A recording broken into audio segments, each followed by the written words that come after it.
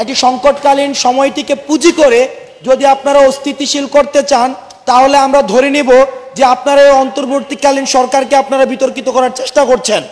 আপনাদের প্রতি আহ্বান জানাবো, এই যে অন্তর্বর্তীকালীন সরকারটি গঠিত হয়েছে সেটি 16 দিনও হয় নাই, এখনো পর্যন্ত 16 দিনও হয় নাই এই অন্তর্বর্তীকালীন সরকারের। তাহলে আপনারা কিভাবে প্রত্যাশা করেন 16 দিনের যে ক্ষতটি, এই ক্ষতটি 16 বছরের ক্ষতটি এই 16 দিনেই হচ্ছে পূরণ হয়ে যাবে? আপনাদের প্রতি আহ্বান থাকবে, আপনারা শান্তিপূর্ণভাবে আলোচনার দ্বার উন্মুক্ত। আমাদের অন্তর্বর্তীকালীন সরকারের যারা উপদেষ্টা রয়েছেন তাদের কাছে আপনাদের আলোচনার দ্বার উন্মুক্ত। আপনারা আলোচনা করে আপনারা সিদ্ধান্ত গ্রহণ করুন। আজকে আমি সচিবালয়ে গিয়েছি। আজকে যখন আমি ইউনিভার্সিটিতে কাজ করছিলাম তখন আমি খবর পেয়েছি সচিবালয়ে একাধিক মহল সচিবালয়ের যে গেটগুলো রয়েছে এই গেটগুলো প্রত্যেকটিকে দখল করে সচিবালয়ের এন্ট্রান্স এবং এক্সিট এই দুটিকে বন্ধ করে ফেলেছে। দেখুন, রাষ্ট্রের সর্বোচ্চ যে প্রতিষ্ঠান, যেখান থেকেই হচ্ছে আমাদের কাঠামোগত সংস্কার, আমাদের কাঠামোগত পদ্ধতি সবকিছুই পরিচালিত হয় সচিবালয় থেকে। আপনারা যদি সচিবালয়কে ডিস্টেবলাইজ করার এক ধরনের ষড়যন্ত্র করেন, সেটি কিন্তু রাষ্ট্রের জন্য কোনো শুভবার্তা দেয় না।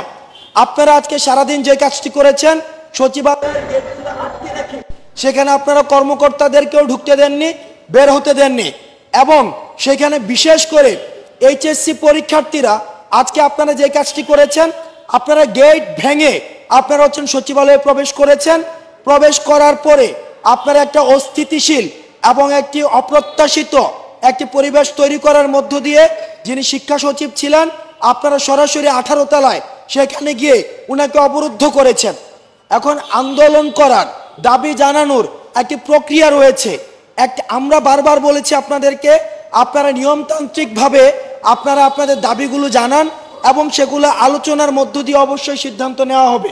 কিন্তু বাংলাদেশের বিভিন্ন জায়গায় এখন দেখা যাচ্ছে যারা গত 16 বছর একটি ফেসবুকে কমেন্ট করতো না, রিয়াক্ট করতো না, তারা মতামত প্রকাশ করতো না, স্বৈরাচারের দোষর হিসেবে কাজ করেছে, তারাও এখন শাহবাগে নেমে যাচ্ছে, তারাও এখন সচিবালয় ঘেরাও করছে, তারাও এখন প্রেস ক্লাবে নেমে যাচ্ছে।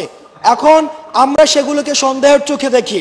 আপনারা সরকারকে সময় দিন, সরকার কাজ করছে, এবং যদি কোনো দাবি ন্যায্য হয়ে থাকে সেটি যদি সরকার না মেনে নেয় আলোচনার পরে, তখন আমরা বলছি আমরা আপনাদের হয়ে সরকারকে প্রেসার দিব সেই দাবিটি মেনে নিতে। কিন্তু আপনারা প্রাথমিকভাবে আপনারা সরকারকে অ্যাড্রেস করে যে ফর্মাল প্রক্রিয়া রয়েছে সেই ফর্মাল প্রক্রিয়া আপনারা সরকারকে অ্যাপ্রোচ করুন। দ্বিতীয়ত, আজকে আমি দেখেছি যে আমাদের যখন 5ই আগস্টের পরে বিভিন্ন বাজারে দ্রব্যমূল্যের দাম ক্রমশ কিন্তু কম ছিল, কিন্তু এখন আবার একটি অস্থিতিশীল প্রক্রিয়া বা একটি অস্থিতিশীল পরিবেশ সৃষ্টি হয়েছে।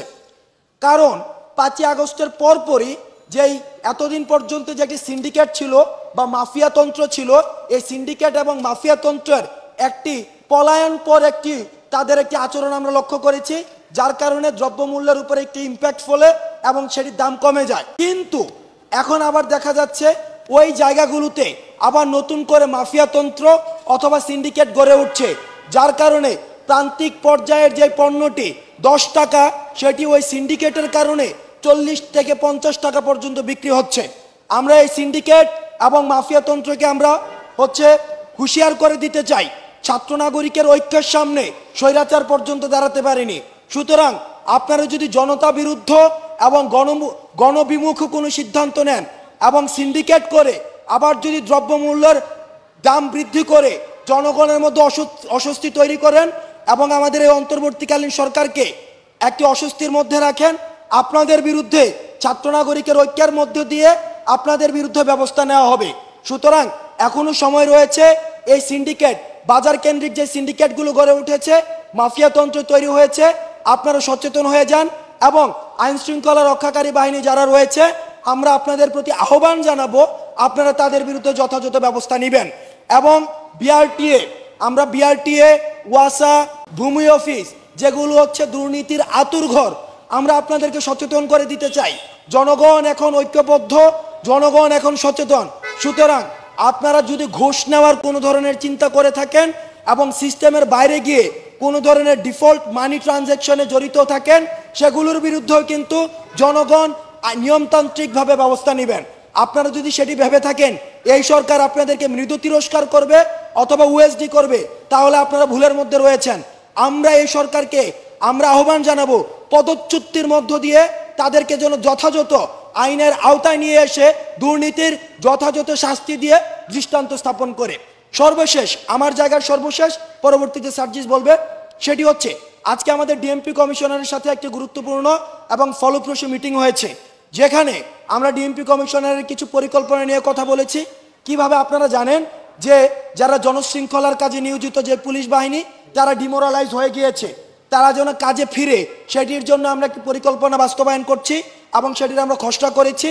আমরা আশা করি আগামী 2 দিনের মধ্যে আমরা সেটি নিয়ে বিভিন্ন থানায় আমাদের পরিকল্পনা নিয়ে বিভিন্ন থানায় রিভাইভাল অফ দ্য স্পিরিট কর্মসূচি গ্রহণ করব, যেটি দিয়ে ছাত্র, নাগরিক এবং পুলিশের ঐক্যবদ্ধ অংশগ্রহণের মধ্য দিয়ে আবার পুলিশকে স্বতঃস্ফূর্তভাবে মাঠে নিয়ে আসার জন্য আমরা চেষ্টা করব। একটি জায়গা স্পষ্ট করে দিতে চাই, পুলিশ ভাইরা আপনারা যারা রয়েছেন, আপনাদের সাথে আমাদের কোনো ধরনের শত্রুতা নেই। জনগণের আপনাদের সাথে সেবার সম্পর্ক, কোনো ক্ষমতার সম্পর্ক নয়। কিন্তু আপনাদের পোশাকটিকে বিগত সরকার আপনাদেরকে ব্যবহার করে, লাঠিয়াল বাহিনী হিসেবে ব্যবহার করে ক্ষমতায় টিকতে থাকতে চেয়েছিল। আমরা আপনাদের প্রতি আহ্বান জানাবো, আপনারা কাজে ফিরে আসুন। সেই জায়গা থেকে আমাদের ছাত্র নাগরিকদের যদি কোনো সহায়তা প্রয়োজন হয়, আমরা সেই সহায়তা আপনাদেরকে দিব। আপনাদের যেই পুলিশ কর্ম কমিশন গঠন করার যে আপনাদের প্রস্তাব দিয়েছেন, পুলিশ কমিশন, সেটি নিয়েও পর্যালোচনা চলছে, সেটির প্রোজ এন্ড কনস আলোচনা হচ্ছে, সেটির ব্যবহারিক ভিত্তিতে সেটি কতটা বাস্তবায়নযোগ্য সেটি পর্যালোচনা পূর্বক যদি এই পুলিশ কমিশন বাস্তবায়নযোগ্য হয় সেটিও বাস্তবায়ন করা হবে। আমরা চাই পুলিশ বাহিনী একটি সেবাধর্মী প্রতিষ্ঠানে পরিণত হবে, জনগণের কাজে জনগণের প্রধান এবং প্রথম যে গার্ডিয়ান হিসেবে বিবেচিত হবে পুলিশ।